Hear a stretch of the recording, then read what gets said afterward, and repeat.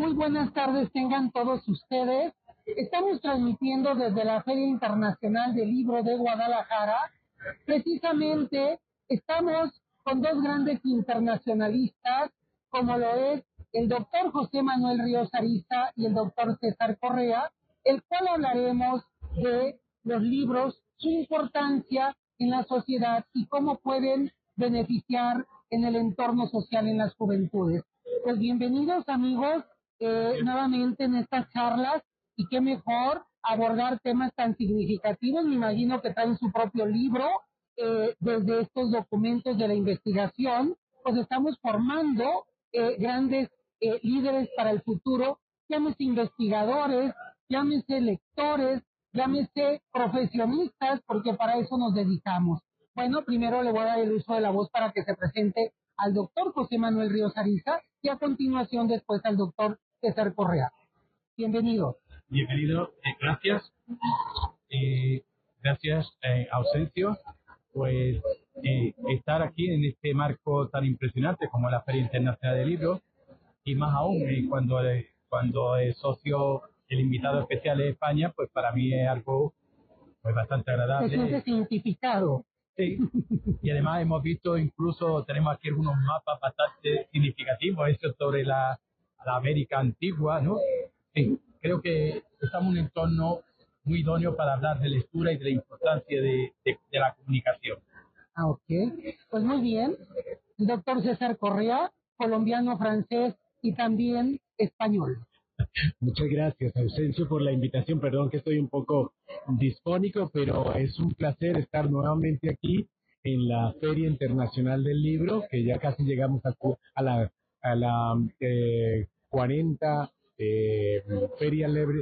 Feria del Internacional del Libro. Hay que tener en cuenta que esta feria ha sido una feria también educadora, ¿no? Porque ha tenido la oportunidad de hacer una función pedagógica frente pues a un país que cada vez lee menos y a un planeta que cada vez lee menos. Así que estoy muy contento de estar aquí con mi compañero también, mi amigo de hace mucho tiempo, y pues hablando de dos mundos. Acabamos de ver estos dos mundos también en los mapas antiguos y siempre estamos hablando de estas epistemologías y cómo la lectura nos acerca a poder dialogar con las otras personas. Y qué bueno que sea en el marco precisamente de la Fundación Dialoga, que es básicamente el sustrato de donde puede ir la lectura.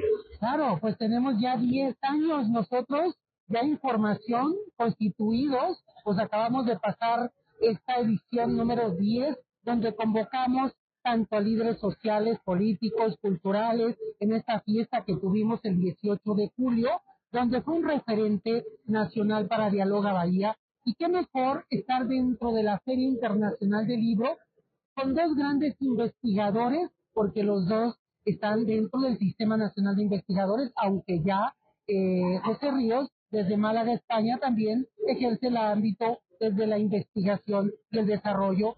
Por eso son expertos en el diseño de hacer libros. ¿Cuántos libros tiene cada uno de ustedes? Bueno, ya lo platicarán en ese momento. ¿Y cuál es el que quieren distinguir en esta obra que tienen y que hablan de este interés de publicar y hablar en esta Feria Internacional del Libro? Muy bien. Bueno, yo creo que, bueno, empiezo yo, aunque el coordinador del libro ha sido mi amigo César. Bueno, en este libro que se acaba de publicar muy recientemente, en este año, en octubre o en septiembre, por la editorial Los Taelos, que se puede adquirir también en esta feria. ¿Y cómo se llama el libro? Porque la sociedad quiere saber cómo se llama el libro. El encuentro de las literaturas y veracidades. Y veracidades y las oralidades. Ok. ¿Y de qué habla este libro? A ver, platíquenos. Bueno, mi contribución ha sido, junto con otra autora, Rocío Rubiche, y de peruana, ¿no? Nuestra contribución ha sido lo siguiente. El profesorado normalmente tiene una idea sobre la sociedad, sobre el futuro, y estas ideas que tiene sobre la sociedad, el futuro, o sobre la ciencia y demás, quiera o no quiera, transmite al alumnado, por lo que llamamos códigos o currículos ocultos. Y esta influencia importante. Entonces, nuestro capítulo que se centró ahí en conocer qué perspectiva tenía hacia el futuro, cómo creían el profesorado que debían de ser, o pensaba que iba a ser la sociedad del futuro, sobre dos aspectos, la gobernanza y la democracia. Entonces les preguntábamos si creían que los problemas actuales y los futuros, por ejemplo, podían ser resueltos mejor desde los gobiernos de los países o desde los gobiernos internacionales. Y, por ejemplo, curiosamente, la mayoría de profesores confían más en los gobiernos internacionales, de la gobernanza internacional. Desde los mismos organismos internacionales. Sí, los docentes piensan que sus problemas, aunque sean locales, nacionales, son, hay más profesores que piensan que pueden solucionar los organismos internacionales. Los que tienen dos lecturas, por un lado, que son conscientes de que los problemas son globales, cosa que es muy importante. Y por otro lado, que muchas veces desconfían de sus propios gobernantes. Y entonces prefieren más la gobernanza de un organismo internacional más que de su propio organismo. Acabas de decir algo de mucho interés sobre la gobernanza y el desarrollo de la democracia. Y dices, confiamos en las instituciones internacionales.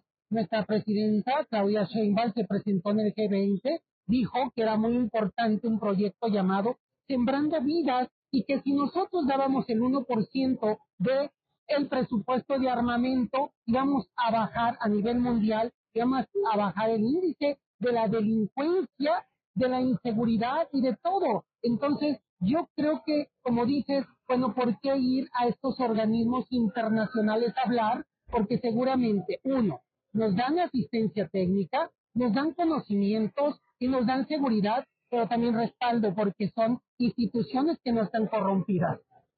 Sí. Bueno, por ejemplo, mira, las cortes internacionales, por ejemplo, muchas veces los pueblos oprimidos no le acudan más, no tienen más remedio que acudir a ellas. Así es. Muchas veces las víctimas de abusos sistemáticos en muchos países donde hay dictadura o incluso con democracia que tienen una situación de violencia, le acuden también a estos tribunales internacionales para encontrar la justicia que se le niega en su propio país. También se Y en el cambio climático igual, ¿no? Exacto, en el cambio climático y también en la justicia. Nosotros estamos ahorita en un debate internacional con el organismo, en este caso, de derechos humanos internacionales, sobre la aplicación de esta reforma constitucional que vivimos, de una reforma del Poder Judicial, que seguramente nos dictarán normas o referencias, porque la norma internacional está por arriba de la nacional. Claro. A ver, doctor César Correa. Bueno, mira, hay este libro que, bueno, se vincula a este debate que estamos armando aquí, muy interesante, sobre el tema de las narrativas, que es una categoría muy importante a nivel mundial en este momento. ¿En qué medida nosotros estamos contribuyendo a esas narrativas en los derechos humanos? Estamos contribuyendo en las narrativas internacionales que excluyen o que incluyen a otros.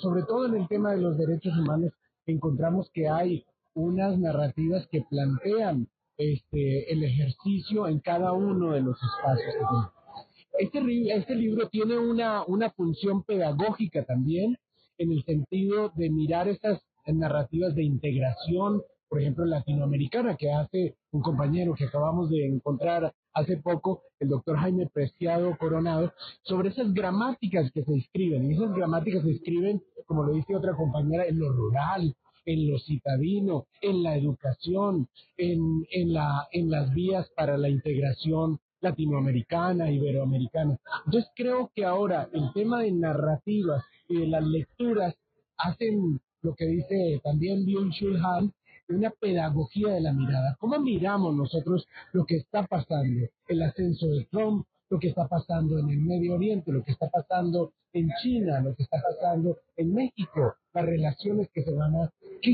¿Qué está tratando de dilucidar el ciudadano a pie para entender toda esta situación y qué postura puede construir? Entonces este libro un poco se acerca como a este tipo de comprensión que se puede lograr a través de la lectura. Michel Petit lo decía de una forma muy interesante. No solamente se leen los libros y todo lo que está escrito, o lo que está inscrito en las bellas artes, etcétera, sino que se lee la realidad social. Es nuestro deber como docentes, como investigadores, permitir y promover las lecturas y las diferentes lecturas y a que aprendan a leer también la realidad nuestras escuelas. Leer e interpretar la información.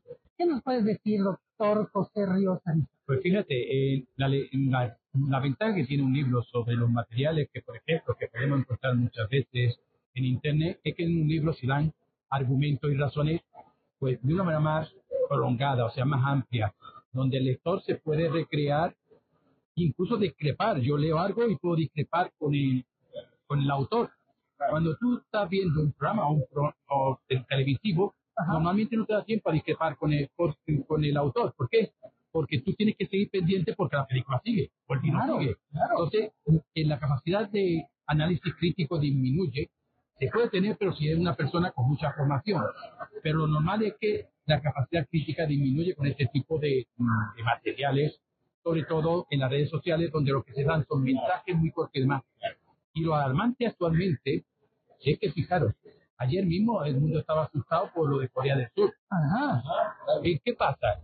Un país con una democracia consolidada ya, una alta tecnología, con un alto nivel de vida, y de pronto empieza a haber soldados en las calles.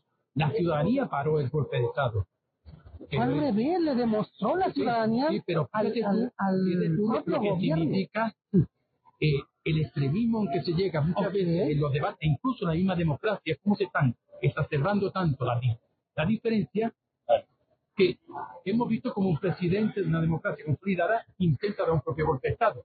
Bueno, pero también hay otro tipo de democracias que son impuestas, como en el caso de Singapur, ¿no? Ajá. Que hay narrativas de un Estado gerencial, de un Estado que no se equivoca, pero los ciudadanos no tienen tanta libertad para moverse y para expresarse.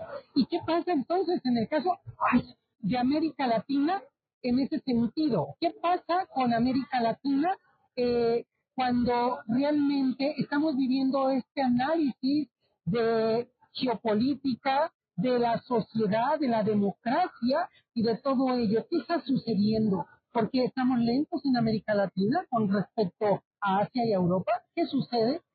En América Latina, una de las preguntas que también le hacíamos era sobre la corrupción. Y todos coinciden en que la corrupción es un freno para América Latina. Ese es uno de los grandes problemas. Y la desigualdad. También le preguntábamos, estos dos problemas, desigualdad. Ten en cuenta que la región latinoamericana es la región del mundo más desigual. Okay. Y también una de las donde hay muchos países los más elevados ranking de la corrupción. Esos dos también da desconfianza a la población. Incluso, bueno, en la misma Perú hemos asistido a muchos cambios, ¿no? Políticos en pocos meses, o incluso ahora mismo hay 3 o 4 presidentes metidos en la cárcel, lo que significa que el Poder Judicial ha funcionado en Perú, ¿no? Claro, claro. Pero que la democracia es muy débil, evidentemente. Claro, pero yo creo que este es algo que está presente, pero que parece tal vez una narrativa tradicional. Es muy fácil decir en América Latina son corruptos y se debe la corrupción. Yo creo que sí, que se mantiene, pero también estamos viendo la globalización de la corrupción.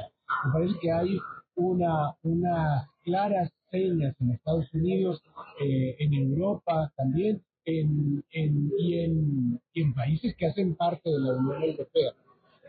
Yo diría otra cosa que sería más contundente que la corrupción es exactamente la falta de educación política para la gobernabilidad. No hay una... ¿Qué quisieron decir en este libro cuando dice posibles vías para epistemologías hospitalarias en tiempos de incertidumbre? Porque al hablar de la palabra hospitalidad, pues digo, ay, bienvenido a mi casa, bienvenido a tu casa, en tiempos de incertidumbre, en ese sentido, ¿qué quisieron decir en esta obra? Bueno, hay una disyuntiva muy grande porque, claro, albergar a alguien en total seguridad es muy sencillo, ¿no? Porque se supone que en un Estado de Derecho uno puede albergar a todo el mundo sin salir perjudicado. Pero cuando hablamos de un mundo en completa incertidumbre, donde los bordes por la tecnología se abren, donde no hay seguridad total desde el Estado, pues esta hospitalidad y este welcoming, este poder recibir al otro, esta recepción del otro, se hace más difícil. ¿Cómo plantear una corresponsabilidad con la idea, la narrativa de que hay estados que pueden ser muy bélicos, pero no así sus ciudadanos? Así es. Adelante, adelante, José Ríos. Sí, hay un aspecto para mí fundamental también, que lo ha dicho César, es la hospitalidad, que también significa abrirse al otro, abrirse al otro. ¿Qué quiere decir? Bien, frente a un mundo donde hay cada vez más radicalismo, donde cada vez más gente cree que la solución es la violencia, entonces la hospitalidad significa abrir abrir la mente a otras opciones, abrir el corazón, abrir los sentimientos, y no solamente el conocimiento, sino el sentimiento. Así es. Yo en el conocimiento puedo discrepar contigo, pero en las emociones puedo estar cerca tuya. Claro. Podemos tener distintas ideas. Entonces la hospitalidad significa no solamente tolerar al que es distinto, sino algo más. Significa integrar, significa valorar el que seamos distintos. Un mundo de iguales es un mundo homogéneo que no tiene sentido. La diversidad es lo que nos hace grande, pero la diversidad solamente es posible si hay una valoración de la diversidad, porque si no se valora la diversidad, todo el mundo intenta ser igual. O sea, es como comprar algo que te va a dar más resultados. O sea, decimos, seamos diversos, pero si la diversidad me trae prejuicios, pues seamos todos iguales. ¿Y qué hacer entonces? Les pregunto a ustedes dos, que fueron los artífices de esta obra, precisamente, ¿qué hacer para mejorar nuestra nación con un buen crecimiento, desarrollo, con una mejor oportunidad de vida, con una mejor calidad de vida, mejor dicho, donde todos nos sintamos satisfechos? Nosotros estamos viviendo una polarización en México, como se está viviendo en Estados Unidos, estas polarizaciones, y que yo creo que eso dañan globalizaciones o gobiernos en ese sentido, porque no estamos de acuerdo en la forma en lo que dice el doctor José Ríos, de que puedo discrepar de tu pensamiento y de todo, pero si toleramos, podemos avanzar en ese sentido. Entonces, bajo esta obra que ustedes han presentado y que han hablado precisamente de este encuentro de literaciones y oralidades, posibles vías para epistemologías hospitalarias en tiempos de incertidumbre. Me llama mucho eso porque, primero, yo no puedo recibir a mi casa a quien sea, porque digo, ¿y cómo crees que vaya a ser un delincuente? ¿O qué va a suceder? Y luego estoy observando qué calidad de vida trae y todo el rollo. Entonces, a eso me estoy refiriendo con todo este análisis que ustedes documentaron, y que, como dicen, quizás muchos van a estar a su favor y muchos van a tener un pensamiento crítico con base a este libro que presentamos. Sí. Bueno, este libro que coordinamos la doctora Amelia Caro Beltrán y este colaborador, pues precisamente lo que ponemos como un elemento fundamental es el tema del diálogo. El diálogo es fundamental. Cuando uno se sienta a hablar sobre política, sobre cultura, sobre educación, pues hay una posibilidad de constituir un contrato social distinto, una vía de hospitalidad donde el uno cuida al otro y el otro cuida a uno. Y ambos tienen una responsabilidad muy grande, tanto el huésped como el anfitrión. A mí me parece que, claro, la respuesta clásica es que sea la educación. Pues yo quiero ir un poco más allá. No solamente una educación en valores, sino una educación en derechos. Me parece que hay un desconocimiento también de los derechos que tiene, y este despertar un poco desordenado, a veces un poco caótico, de los colectivos, etcétera, son un clamor de la sociedad para decir qué derechos tenemos, qué se ha guardado la ley, qué se han guardado los legisladores para poder ejercerlos, ¿no? Muy bien, adelante. El diálogo va perfectamente con la Fundación Dialoga. Sí, claro, dialogamos. Siempre dialoga, busca ser un referente. Y yo siempre les digo antes de este chascarrillo, porque me preguntan, ¿y por qué nació Dialoga Bahía? Déjenme decirles que Dialoga es cuando lanzó su proyecto de su Fundación Dialoga, que la llevó como referencia a ser la primera escaño, la presidenta de la Nación de Chile, porque desde su fundación llegó a ser presidenta de su nación. Y como dices, permear dialogar es lo más importante, porque ahí es donde se teje todo y donde se converge la unidad. La hospitalidad, como decía antes, abrir, pero también significa confiar en el otro. Al final, ninguna sociedad, y este es el problema de la radicalización que se está dando en los medios y especialmente en Internet, no se puede avanzar si no hay un mínimo de confianza. Si tú quiebras la confianza, si yo ya no confío en ti, no podemos avanzar. Entonces, si yo radicalizo mucho la postura, que también está dando en Europa, en mi país, en Italia, en Francia, o sea, no es algo solamente americano, ¿no? Si yo radicalizo mucho la postura, al final no confío nada en ti. Y si no confío nada en ti, no se puede elaborar un proyecto común como sociedad, ni como nación, ni como organismo internacional. El principio es, tiene que haber un mínimo de confianza. Y sobre ese mínimo de confianza en que yo puedo, donde yo puedo dialogar y acordar contigo. Porque no puedo acordar contigo si no confío. ¿Y qué sucede entonces cuando estamos hablando de una gobernanza y democracia y hemos dejado, en nuestro caso mexicano, hemos dejado incluir a muchísimos que gobiernen por un populismo sin experiencia alguna? Y eso es lo que estamos viviendo, una catarsis nacional, incluso internacional, porque no nomás es el efecto mexicano, de dar esa popularidad, porque pareciera que entonces impera lo popular frente al técnico que se ha preparado para generar políticas públicas, para generar documentos técnicos que prevalezcan en sus regiones y que llevemos a mejorar sus economías, sus desarrollos, sus experiencias, pero sobre todo vivir en paz y con mejores oportunidades. ¿Y qué crees? Pareciera que le hemos dado un cheque en blanco al sistema popular, el cual no tiene ni son ni sombra en la parte técnica. Sí, hay que distinguir entre dos conceptos que a mí me parecen fundamentales, lo que es el populismo y lo que es la acción pública. Eso es diferente. Cuando hablamos de populismo, hablamos de narrativas que pueden, a través de políticas que son asistencialistas o distributivas, llegar a una gran cantidad de personas. Pero cuando hablamos de acción política, es distinto. Fíjese usted, en Francia, cuando se trabaja el tema de cuando se trabaja el tema del, digamos, de una discusión sobre un tema específico, no solamente se reúne en el fórum a políticos, sino también a académicos, investigadores, artistas, etcétera. Esto creo que es una lección que Francia siempre nos da de un espacio y un fórum completamente abierto. Ok, sí, bueno, ejemplo, todo tiempo llega en su conclusión. Yo creo que tenemos que tener 3 minutos cada uno para ir cerrando el programa, porque pues estamos en la Feria Internacional del Libro y ya casi nos están diciendo, oye, es el que sigue y el que sigue, pero no, nos van a correr. Nos van a correr, decimos. Entonces, 3 minutos de usted, de cada uno de ustedes, en su libertad de pensamiento crítico. ¿A dónde vamos entonces con este libro y con la vida pública práctica de lo que están viviendo en el mundo y en nuestras regiones?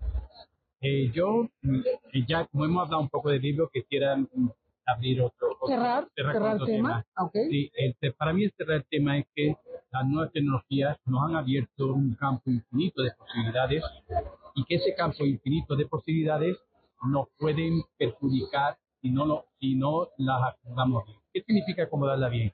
Significa hacer un uso racional de ellas y hacer un uso crítico de ellas. Lamentablemente estamos asistiendo a una mal uso de las tecnologías digitales, que está generando muchísimos problemas de adicciones desde la infancia y también de problemas de soledad y demás. Hay mucha gente que ya están sustituyendo las tecnologías por el contacto con las personas e incluso con la robótica puede llegar a sustituir a las personas. Los seres humanos están cada día más solos y necesitamos no solamente encuentros literarios, sino oralidades, es decir, hablar, crear narrativas habladas donde nos identificamos. Los pueblos antiguos se identificaron con las historias que se contaban uno a otro, que los unían. Sí. 3 minutos, doctor César Correa. Mira, yo creo que el libro y toda esta discusión sobre diálogo viene muy ad hoc, sobre todo teniendo en cuenta que la palabra hace, lo decía Hannah Arendt, la palabra te hace presencia en el mundo político. El mundo político, la presencia en el mundo político quiere decir una legitimación de la persona y la posibilidad de identificarse y obtener una identidad también personal y colectiva. Hablar hoy de países de Unión Europea, de México y de América Latina tiene que pasar por un diálogo, no solamente un diálogo, sino un diálogo experto y donde puedan convenir y converger una gran cantidad de voces. Dar la voz no es populismo, sino acción política. Okay. Entonces me parece que crear estos espacios es uno de los objetivos de ese libro. Sobre todo, me parece importante tener en cuenta que esta visión es una visión iberoamericana. Más de 20 investigadores están reunidos en este libro, pero tenemos otros libros donde hemos participado también. Claro, 20, claro, 30. no, yo sé que tienen La muchas actividad que publicaciones. hacemos con nuestro querido amigo es reunir estos académicos iberoamericanos y dialogar sobre todos estos aspectos sociales. Pues yo les agradezco mucho que hayamos estado en esta conducción precisamente para Dialoga Bahía, y qué mejor tener estos dos grandes investigadores en Dialoga Bahía, y agradecerles a todo el público que nos está siguiendo desde la Feria Internacional del Libro, y que compren su libro, llámese el libro de encuentros literarios y oralidades, o también cualquier otro libro que les venga, que les guste y que les deje un sentido de pertinencia y que les enseñe a abrir su mente para seguir avanzando como sociedad. No me queda de otra más que despedirnos desde la Feria Internacional del Libro y agradecerles a todos ustedes de haber estado con nosotros hoy en día, conduciendo desde nuestro programa estelar de Dialoga Bahía. Muchas gracias a todas y a todos. Gracias a ti. Ustedes